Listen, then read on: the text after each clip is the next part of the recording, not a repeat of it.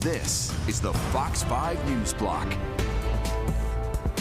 Smoke watch at the Vatican. You're taking a live look at the chimney above the Sistine Chapel. Conclave to elect the 267th Pope is now officially underway. Good afternoon. I'm Steve Lacey. Welcome to the News Block. 133 cardinals are currently in the process of voting for a successor to Pope Francis. Here's a live look once again at the chimney above the Sistine Chapel. Black smoke means no pope's been selected, and white smoke means we know who the next pope will be. Let's get down to the newsroom where Sharon Crowley joins us with the latest. Sharon. Steve, I'm going to be watching the chimney as I talk to you. This could literally happen at any minute. All eyes in St. Peter's Basilica, also on the chimney above the Sistine Chapel. We're waiting to see if it's black smoke for this first round of voting, or white, which would indicate, it is happening right now. If you want to take that live picture again, the smoke is black. That means this first round of voting. They did not select a new pope, not yet anyway. And it's about 9 o'clock in Rome now. If you want to take a look at the live picture of the black smoke, if we want to show our viewers that picture right now, if we can do that, that would be great. Oh, there we are. Great. Perfect. Yeah, so this is the first round of votes in this very ancient and sacred tradition. And first, they started the day with a mass. Then the cardinals, all 133 of them, took an oath of secrecy, and they were sealed off from the outside world. And we've been waiting hours and hours for this.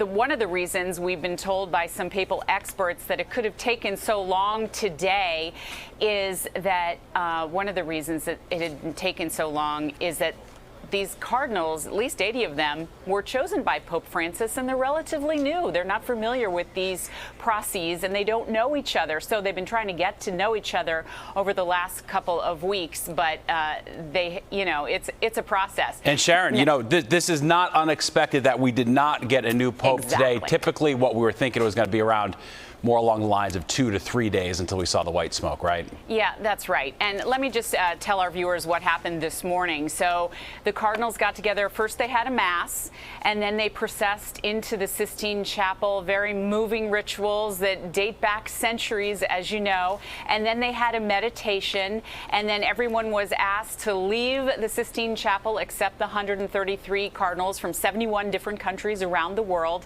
And that's when the actual discussion and voting began in earnest. And we are expecting tomorrow morning for them to vote twice more times, and then they take a siesta, a break. They are in Italy after all. And then in the early evening, they vote twice more again. So each time we'll be waiting eagerly, and of course, it's 6 hours ahead there to see if it's white smoke or dark smoke. And they vote, Steve, for 3 days. Right. And if they haven't picked a new pontiff by then, they take a break. So we're expecting, if for some reason they do not have a pope selected by Friday, it's likely they will take Saturday off, and they don't vote on Sunday, of course, because it's a holy day. So yeah, such a fascinating ritual to watch unwind. You can see there are big crowds in the Vatican, as you mentioned, 9 o'clock their time in the evening. So a long first day. They get back at it tomorrow. Lots of expectations. The thing that's so fascinating, despite the age we live in with all this information access we have, we really don't know what takes place inside the conclave itself. That's what I think makes this so compelling to so many people. It sure is, and I'll give you a little insight. I've been following, of course, Cardinal Dolan has been posting a few messages from the Archdiocese of New York, as he is one of those voting, as is Cardinal Tobin from the Archdiocese of Newark. And the one thing he said to the New York Times this morning was, well, I usually take a book in with me. And because, of course, if you've been to the Sistine Chapel, you know that Michelangelo's frescoes of the Judgment Day are right above the heads of the 33 cardinals. He said he brings a book with him, so he brought the biography of Michelangelo. Fascinating stuff, Sharon. We're going to have to leave it there. We're going to go right now to a Fox News live report. We appreciate your insights. Thanks, Sharon. Yep. This is a Fox News special report. Good afternoon. I'm Caroline Shively in Washington. We've gotten our first smoke signal from the Cardinals' conclave to choose a successor to Pope Francis, as indicated by the black smoke pouring out of the special chimney on the roof of the Sistine Chapel. That means there has not been a new pontiff elected today. This is just the first day of the papal conclave. It would have been a surprise if the Cardinals were able to come to a consensus so quickly, but 50,000 onlookers in and around St. Peter's Square and millions more watching from around the world are hoping to see history made in the coming days. That you see on your screen. Now, it's worth noting that the majority of the 133 cardinals have never voted in a conclave before, and about 80% were appointed by Pope Francis. Most have said they'd like to see another pope like him. Francis was known as a pope of the periphery, focusing on marginalized groups. Other cardinals say they would like the church to return to its more conservative roots. Officials are expecting the voting to take 2 to 3 days. The cardinals can vote up to 4 times in a day, 2 in the morning and 2 in the afternoon. The previous 2 popes, Benedict and Francis, were both elected on the afternoon of the second day. Pope Francis was elected on the 5th vote. Benedict, who had been a front-runner, was elected on the 4th, and Pope John Paul was elected on the 8th vote. Now, it's not clear if this conclave will move that quickly, but the cardinals want to show the world that the church is united, and they could rally behind a front-runner soon. We are joined now from Rome by my colleague, Rebecca Castor. Rebecca, what can you tell us? Hey, Caroline. Well, as you mentioned, it's not a big surprise that we are seeing the black smoke today. This is what many theologians were expecting. It's been centuries since a new pontiff was elected on the first ballot here, so no surprise. But we're a few blocks away from Vatican Square. Because of those cell phone jammers, we aren't able to put up a good, safe live shot for you over there. But of course, we're seeing the images from the Vatican Square right now, and you can see that there's a massive crowd of people that gathered in the Vatican Square to watch this historic first smoke. The Vatican is estimating that about 250,000 Catholics are here in Rome to witness this historic event. So I imagine they will be back out there tomorrow to see, maybe possibly we'll get white smoke tomorrow. Who knows?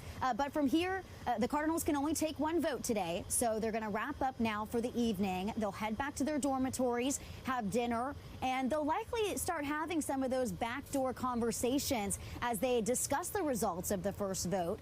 And they might have to make some tough decisions about maybe moving to their second, third, or fourth choice for Pope as they try to decide and figure out who can realistically get to that magic number of 89 votes to become the next pontiff.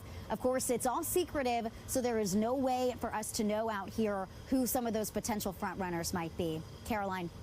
Rebecca Castor reporting from Rome. Thank you so much for that report. They, of course, will be back at it, as Rebecca said, tomorrow about 4 a.m. Eastern time, morning time for them there in Vatican City. For more on this story and all the day's news, stay tuned to this Fox station. In Washington, I'm Caroline Shively. All right. Fascinating. You heard that. No new pope. Let's go back to our Sharon Crowley. All right, we'll be right back, actually, after a break.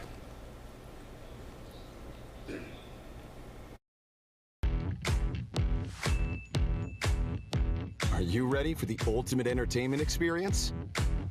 Spectrum is bringing together the streaming apps you love.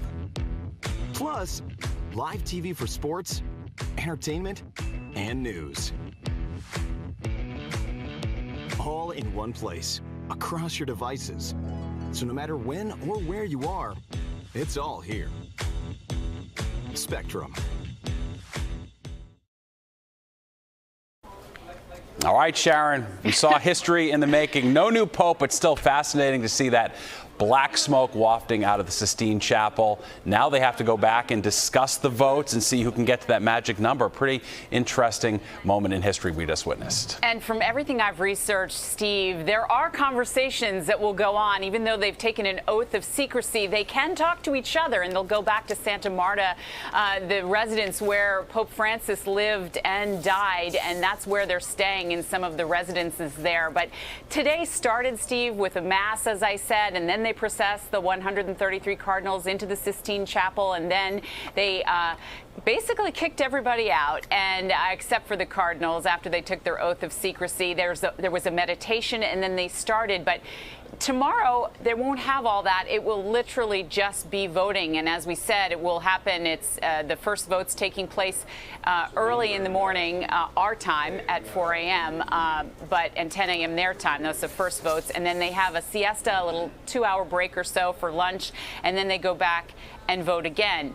But they've jammed all the cell signals right near the Sistine Chapel, so they want to make sure nobody can even hear if there are any kind of deliberations, if you will, going on, or just the ballots being turned in and then burned. So, yeah, actually, could you tell me a little bit more about that? I am confused about the cell phone jamming. Who is that intended for? The people gathered outside, the Cardinals inside. What is that concern? Well, the Cardinals inside, of course, don't have any cell phones with them or computers or anything like that, and they've taken that oath of secrecy. But they've jammed the cell phone service right around the Sistine Chapel so that nobody could possibly hear whatever was being said. And the other people that have taken an oath of secrecy, they have a physician there. They have somebody to take confessions there with them. They also have people that work, staff members, cooks, that sorts of thing. They also took an oath of secrecy, and the punishment if you violate the oath of secrecy is you are excommunicated from the Catholic Church.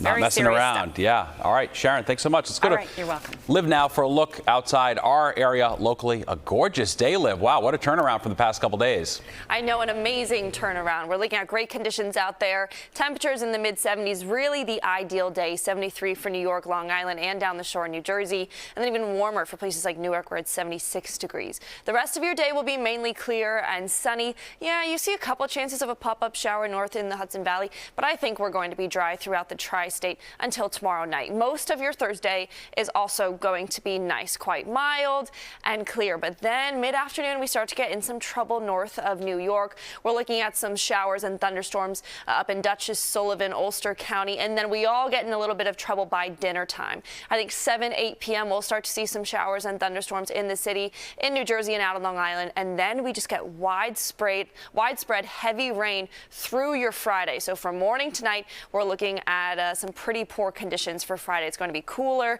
and filled with rain, but then a nice weekend. Lows tonight in the mid to upper 50s, and then tomorrow, like I said, another nice day for most of it with temperatures in the 70s.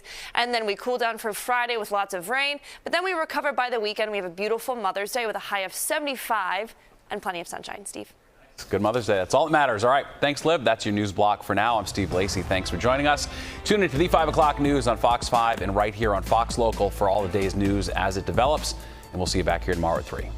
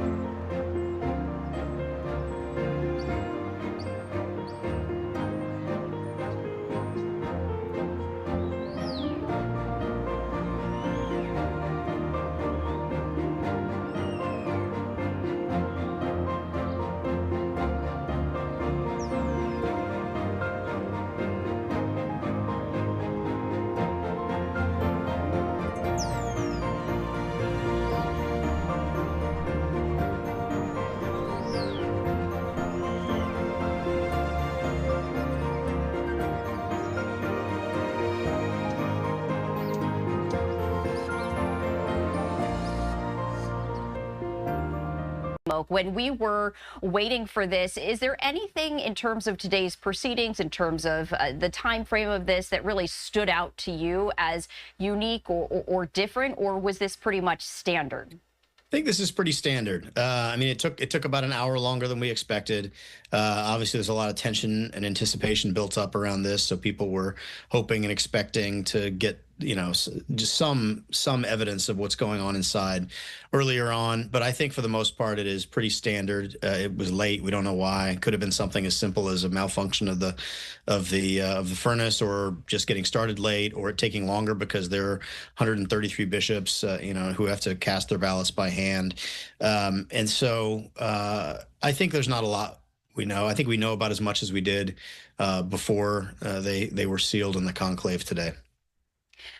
Also taking a look at some of the front runners, Pope Francis, truly beloved by the public and known as the people's pope.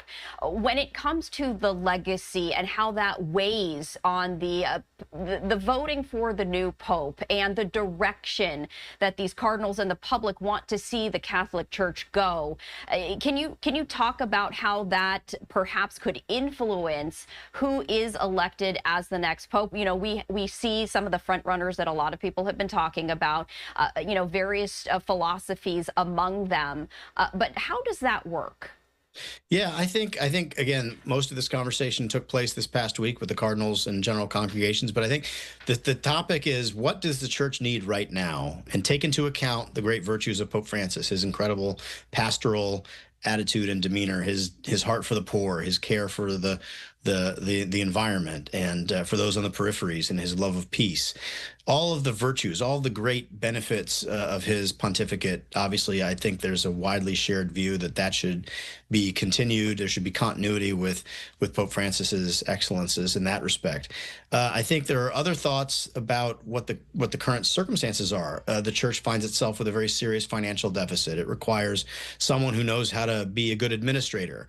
Obviously, it requires someone who it can connect with the public, not just Catholics, but people around the world, who has a sort of charisma, but a deep spiritual resource that they can draw upon and be faithful to the gospel, and to be a wonderful role model as well. I think there may be a hope for some theological rigor. So the idea of returning to theological principles in a way that might have been one area of Pope Francis's it was not particularly his greatest gift. And not which isn't a criticism. It's simply to say that different popes have different gifts, and Pope Francis focused more on the virtues that I described a moment ago, and was less oriented towards theological propositions, theological rigor, in the way that his predecessor, Benedict XVI, who's probably the greatest theologian of his generation, and John Paul II, who was also a very significant philosopher in his own right. I think there's a kind of possibility of continuing the wonderful benefits of Pope Francis, but also focusing on some areas of crisis right now, finance, administration, and so on, and then